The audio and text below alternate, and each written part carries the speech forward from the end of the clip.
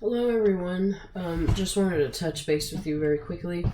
I know we attended the Region 7 middle of the year LPAC, and so I wanted to follow up to give you guys a little bit more of local guidance, especially since this is such a large LPAC meeting. I want to make sure that we had a summary of everything and we know how we're going to run our LPACs here at Chapel Hill. So starting off with designated supports, one of the first things that you want to do is make sure that you communicate to your teachers, train them, let them know what the three designated supports are that the LPAC recommends. Let them know also that they will need to fill out their elevation forms and that they have to be completed on time. This is going to be the most important part because you cannot have your LPAC unless you have that teacher's feedback. And without it, that means that you would have to plan for your teachers to sit in the LPAC and give you the information face to face. And that's a logistical nightmare. Now, I will also show you in this training on how to track those. The other part is that teacher recommendations, it is remind them that it's based on individual student needs. We cannot do grade level recommendations like all third grade gets extra time. That's a huge no. Not only are decisions made on individual student basis and needs, but they're also done through individual content needs. So even though one student might need extra time in math, it doesn't necessarily mean that they might need that same support in reading. So they might recommend extra time in math and nothing for reading. That's okay. One of the things that we don't want to do is recommend a support that the student is not used to, because that will end up hindering the student rather than supporting them. So if they are not used to getting that extra time and you're telling them to, take your time, they may not actually be used to that practice, and it might end up second guess themselves. It might end up, making different decisions that they usually wouldn't do. Parents and Al's, huge reminder for them, they do not get designated supports, special one provision, or that also means that they cannot take the test in Spanish. High school recommendations that you guys had gotten from December, those may be upheld and carried out, so those students are good to go. The only reason why you might meet on a student again is if the designated support for that student is going to be different for the spring assessment. Next piece, we talked a little bit about those forms. The main part is they are recommending the version and the different types of supports. And like I had mentioned, there's an easy way for you guys to track this as APs. I have a video here, super helpful, very short. It's going to be a huge time saver, especially because a lot of you are going to work together with your testing coordinators, or you yourself might be that testing coordinator. Now, those forms, I wanted to give you some screenshots so you guys know on what these forms look like on the teacher side in case they might need assistance with them. The first part is that they have to select the test version that they are making the recommendations for, and once they've done that, then the drop down opens. And the nice thing about elevation is that they only include the supports that are meant for that test. So if you notice in this form, this is a STAR alternate 2 math form, and if you notice, content and language supports is grayed out because it's not applicable for that student for that test. So it does make it easier for teachers. Once that is done, they have to verify the information selected here and then finally submit the form. Comments are not necessary unless for some reason they need to. How to assign individual forms to a student or a form to one student. So these forms are already automatically set. I have already filtered the grade level of students. So I have basically selected what group of students needs these form. Now, if you get a new student, and let's say they weren't here for the automated batch, you can still assign a form to that individual student. From the student profile or student list in Elevation, you select that student and select their profile. It opens up this form. You select the monitoring tab right here, and then on this piece you select assign form, and you select the kind of form that you want to assign to that student, and and then it shows up. And from here you actually also get to assign the teacher that it's meant for, and it'll automatically send it to them. The next piece here that I've included are the dates. I wanted for you guys to have these dates ahead of time.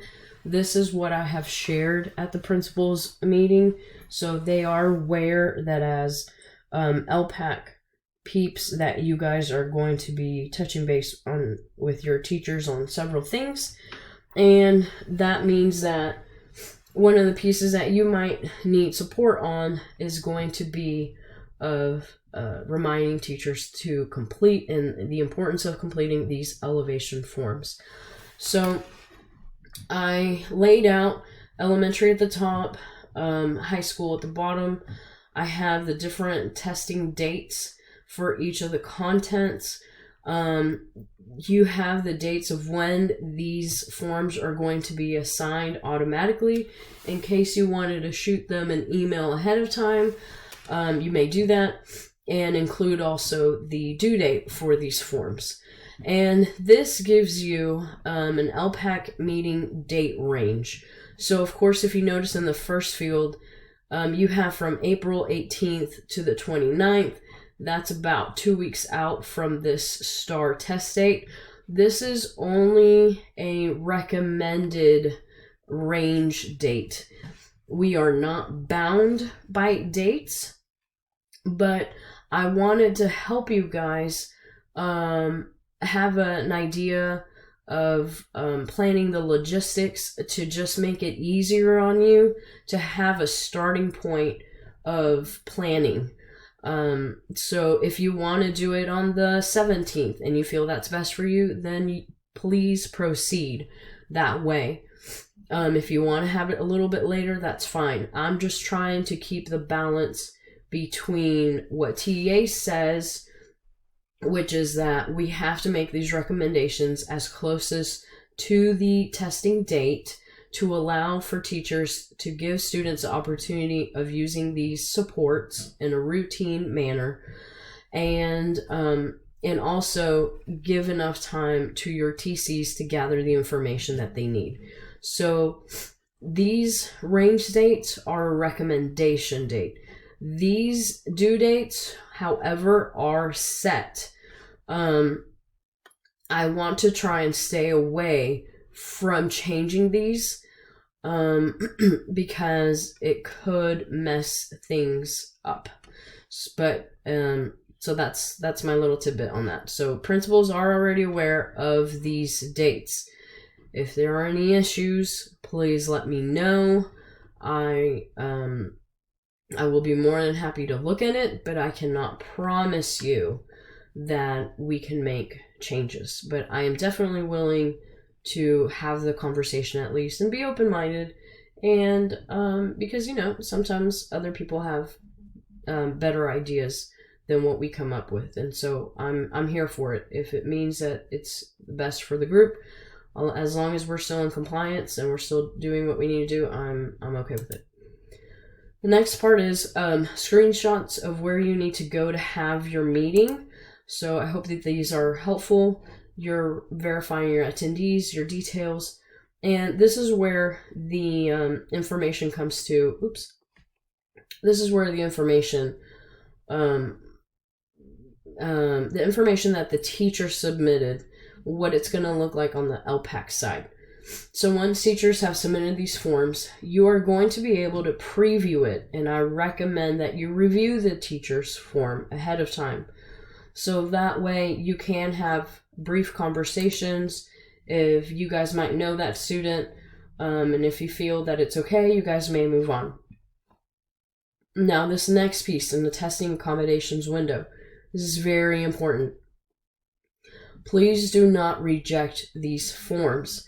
When you do so, it's going to kick the form out, and you will no longer have accessibility to do it, and it's time consuming to do it again, so please stay away from rejecting it. You may edit it beforehand and then approve it, or you may approve it and then edit it. So if you think that that student doesn't need that support for whatever reason, then you may make changes. Once you are done, then you approve the form after editing it, and this is what the form will look like, or the window will look like. So this is what it'll look like once you have approved it. The LPAC, this is a piece where as the LPAC you're verifying that you are making a decision of a designated support that will keep the student and impact the student's eligibility to exit. So this piece means that the LPAC is recommending oral admin, content and language supports, or extra time as a designated support for any reading. We no longer have writing, so you may ignore that, but for any reading assessment, or that the LPAC is recommending a Spanish version of STAR. If you're not recommending anything, then select neither of the above. You don't have to use the meeting notes. That's only at your own discretion. Just a couple of reminders here. Parent denials, they do not get oral admin, content language, nor extra time by the LPAC. So 504 may recommend it. SSTs may recommend it. They are also not eligible for Special 1 provision, asylum refugee, or the Spanish version. The LPAC only selects the STAR subject tests that they are taking. Monitored students, we are not meeting on them. We're not making any recommendations. Emergent bilingual, but they aren't PD students. So these are our LEP students, but they are also dually identified. So this is if we have an EB who's also being served through 504. If 504 is recommending extra time, let 504 make that recommendation.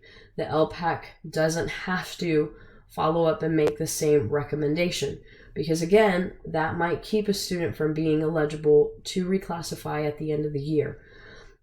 We also have to remember that these supports are only meant for second language acquisition.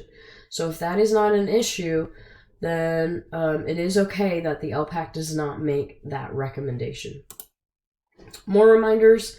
I have links here of the live binder that they shared with us, the checklist to kind of help you stay organized. I suggested that for you guys to tackle 1 STAR subject LPAC recommendations at a time, so that way it's not too many students and it helps you stay organized a little bit better. There's a video on how to check those teachers that didn't complete their elevation forms. There's a how-to on that. And lastly, the support should feed into TestHound, and I am looking over that. Last thing, these are some reminders that I shared with principals, just to kind of help everyone stay in communication of what's going on within our programs and such. Last thing, please follow us on our Twitter, Facebook, and Instagram if you haven't.